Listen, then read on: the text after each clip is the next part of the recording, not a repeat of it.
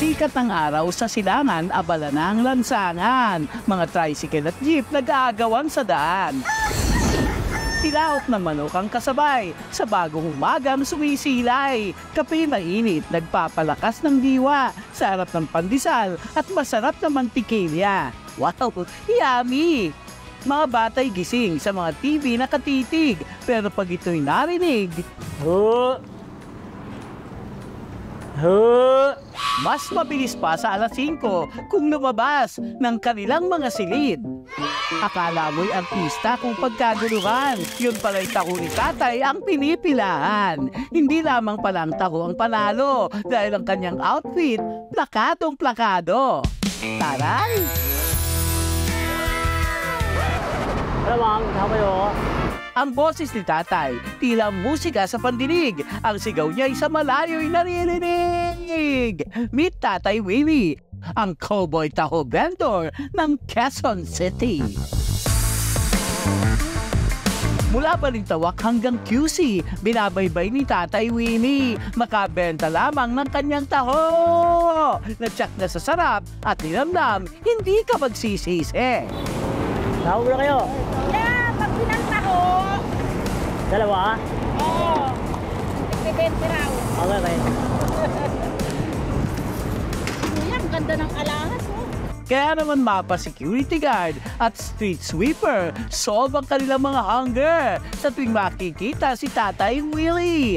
Dala ang kanyang taho and outfit na ka Willie Willie.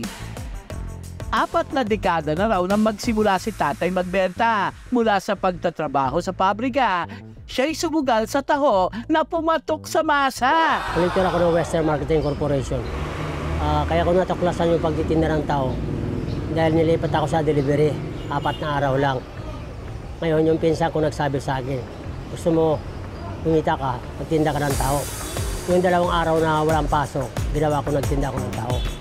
Sa pagbalanse ng taho, siya'y eksperto. Kaya naman para mas lalong umasenso, nakaisip siya ng pakulo. Sa kanyang tuksido hanggang sa sapatos na magara, akala mo'y papasok sa opisina. Dagdag mo pa ang kanyang malak-cowboy na sombrero. Tsak mapapabili ka talaga sa kanya ng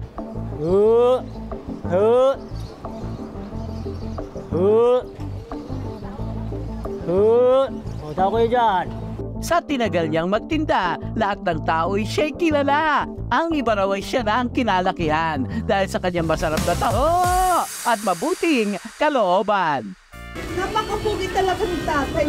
Kasi ngayon ako nakakita ng nagtitinda ng taho, parang yun, nakapagservice. Bata pa kami, lagi siya naglalakad dito. Lagi siyang Kilala siya dito sa matatanda rin. Oo. Sa kanya lang lagi. Saka ganyan na talaga yung style niya, yung attire niya. Bata pa lang kami. Hindi siya nagbago ng kanyang style. Sa bawat taong bumibili, lahat ay napapabilib. Kahit na mainit, delikado at mabigat ang taho na kanyang bitbit. Walang kaso, basta pangarap ay makamit.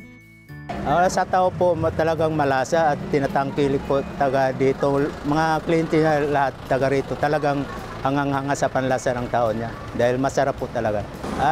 Sa pananamit naman noon, maganda na yung attire niya noon pero ngayon mas lalong gumanda pa dahil mahusay siya magdala eh. Para yung mga bumibili sa akin ng mga tao na hindi magdadalawang isip na marumi yung tao ko, ang isip nila ay okay ito. Naka-forma. Magandang nito, yung tao nito sigurado, malinis yung tao niya. Kasi dahil sa mga pinupuri ako, kaya ganda naman ang kasuotan nyo. Sabi ko naman sa kanila, salamat. Kaya sa tuwing marinig mo ang kanyang taho, laging isipin na araw-araw na serbisyo, tila alay ng puso. Ang kanyang pagmamahal, walang katumbas sa pusong mapagbigay at tunay na matapat. Saludo kami sa iyo, Tatay Willie, sa iyong katangian na masigasig lagi. Ang iyong dedikasyon ay hindi lang basta-basta dahil ito'y simbolo ng pagpupursigi, pagmamahal at pag-asa.